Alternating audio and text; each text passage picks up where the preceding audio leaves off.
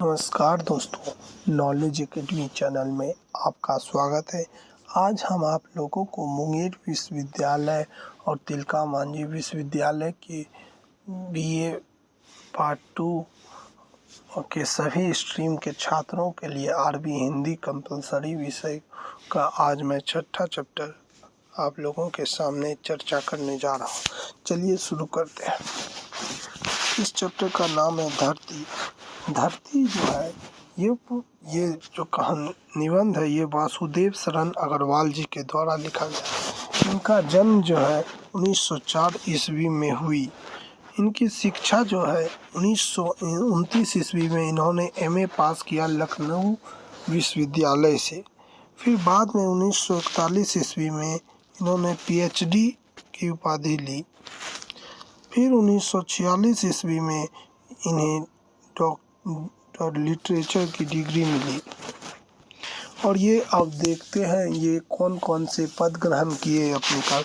1946 ईस्वी में ही central antiquities museum के सुप्रिंटेंडेंट के रूप में अपना पदभार ग्रहण किया इन्होंने 1906 ईस्वी में। 1951 ईस्वी में काशी हिंदू विश्वविद्यालय के प्रोफेसर नियुक्त हुए। कॉलेज ऑफ इंडोलॉजी में 1951 ईस्वी में काशी हिंदू विश्वविद्यालय में कॉलेज ऑफ इंडोलॉजी में प्रोफेसर के तौर पर नियुक्त हुए थे। 1952 में राधा कुमुद मुखर्जी व्याख्यान निधि की ओर से व्याख्याता नियुक्त हुआ।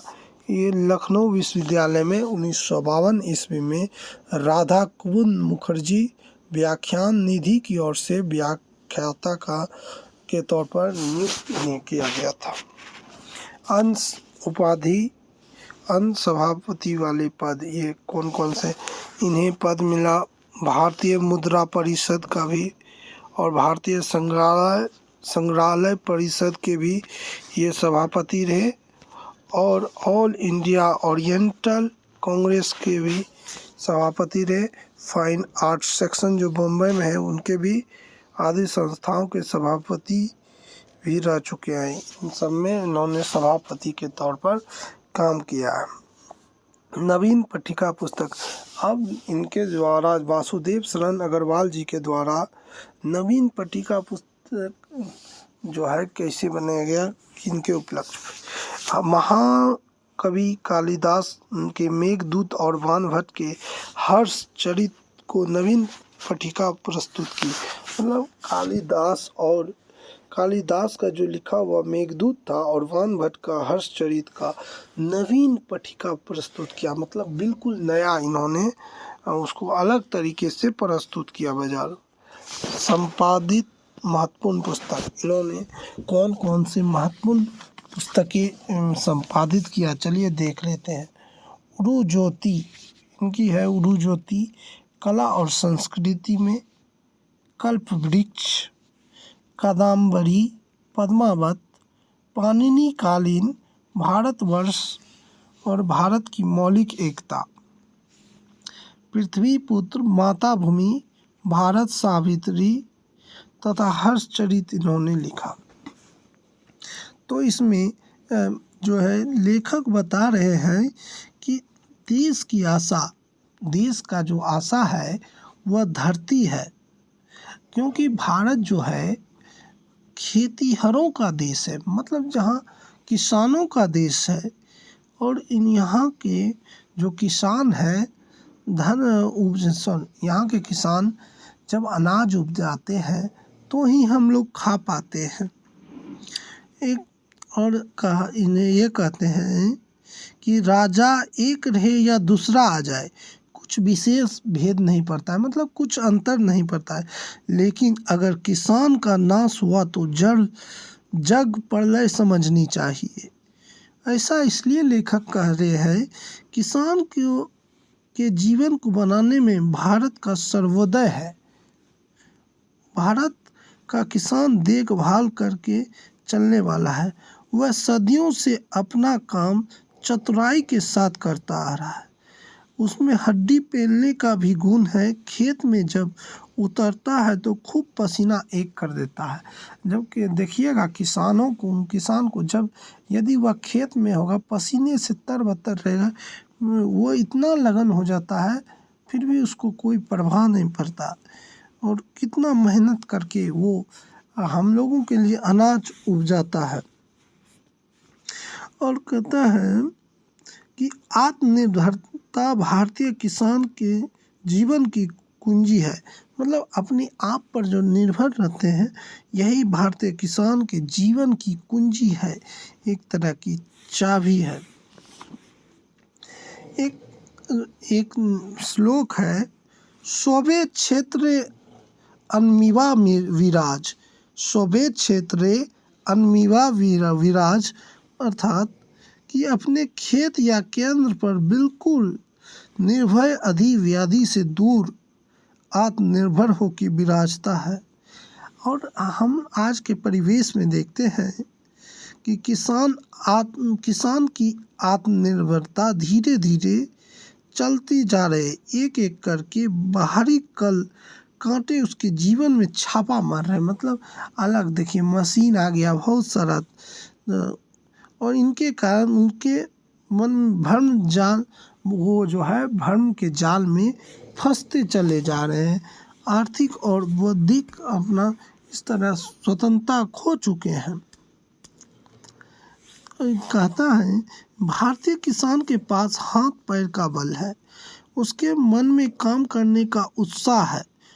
मतलब इनके अंदर बहुत ही उत्साह रहता है काम करने के प्रति, और साथ ही साथ धरती और घर गृहस्थी से प्रेम है। ये दोनों चलाते हैं, घर भी चलाते हैं। भारतीय किसान कथा वार्ता का प्रेमी भी रहे हैं, और उसे अपने पूर्वजों से चरित्रों में रुचि है। किसानों को अपने पूर्वज चरित्रों में रुचि है। जो उसका धंधा, किसान अगर खेती नहीं करेगा तो हम खाएंगे क्या? इस तरह की बातें इन्हें विष्णु वासुदेव शरण अग्रवाल जी ने किया है। और साथ ही इन्होंने कहा है कि धरती का स्वस्थ रहना बहुत ज़रूरी है, और इसका स्वस्थ रहना जो है खाद पानी पर निर्भर करता है। ये बताते हैं आज के किसान जो है, जो काफ़ी मात्रा में फर्टिलाइज़र का उपयोग करते हैं, जो कीटनाशक थे। और इसमें इन्होंने बताया है कि पुराने दौर में किसान जो है गोबर का जो है खाद बनाते थे, उसके द्वारा खेती करते थे, उससे और उपजाऊ भूमि होती थी। अभी भी मिल जाता है कोई, लेकिन अमूमन आजकल फर्टिलाइज़र का केमिकल वाला काफ़ी यूज हो रहा है। और एक और श्लोक है, गोबर मैला पानी सरे, तब खेती में दाना पड़े, खेती करे खाद से भरे, सो मन कोठिला से ले धरे। मतलब यहाँ कह रहा है लेखक खाद, मतलब यहाँ जो वासुदेव शरण अग्रवाल जी कहते हैं कि खाद तैयार करने का सही तरीका आज जो है वे लोग मतलब किसान काम में नहीं लाते। खाद का नमकीन सारांश खेत में पहुंचने से पहले ही घुल जाता है। और ये जो खाद शब्द है, ये बना किससे? खाद शब्द खाद से बना है। खाद का अर्थ होता है गड्ढा, मतलब भूमि में गड्ढा या खोद कर उसमें गोबर मिट्टी की तरह चढ़ाकर बढ़िया खाद तैयार की जाती है। ऑर्गेनिक खेती भी इसी के द्वारा किया जाता है। उसमें थोड़ी मेहनत पड़ती है। देखिए, इस प्रक्रिया में किसानों को बहुत मेहनत पड़ती है, पर किसान के लिए यही सोना है और यही उसकी गहरी कमाई है। और अगला श्लोक है, खाद पड़े तो खेत नाही कूड़ा रेत। मतलब वही खेत, वही किसान और वही बीज पर बढ़िया खाद का रसायन पाकर धरती सोना उगलने लगता है। गांव-गांव में लाखों करोड़ों खेतों में खाद तैयार करने का सही परिपाटी डालनी चाहिए। ओके, एक श्लोक था, आप देख सकते हैं, अकबर खेत जुट्ठी खाए, सरे बहुत तो भोटाए मोटाए। मतलब कि धरती जो किसान से कहती है, जाओ खेत में गोबर की खाद डालो और खेती का स्वाद देखो। यदि जो है अपने से खाद का इस्तेमाल करेंगे तो उसकी अगर आप खेत में करेंगे खेती तो उस चीज़ का देखिएगा काफ़ी अंतर हो जाता है, काफ़ी पौष्टिक रहता है। और इसी में से कुछ जो है ऑब्जेक्टिव प्रश्न बनते हैं, जैसे देश की आशा किसे कहा गया है। इस निबंध में देश की आशा जो है धरती को कहा गया। यदि धरती नहीं रहेगा तो भूमि किस पर अनाज उगाएंगे।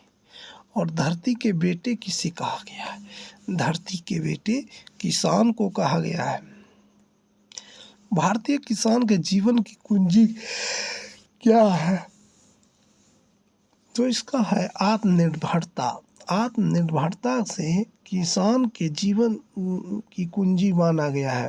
अगर खुद पर निर्भर रहेंगे तो वो आगे बढ़ जाएंगे कठिनाइयों का सामना करते हुए।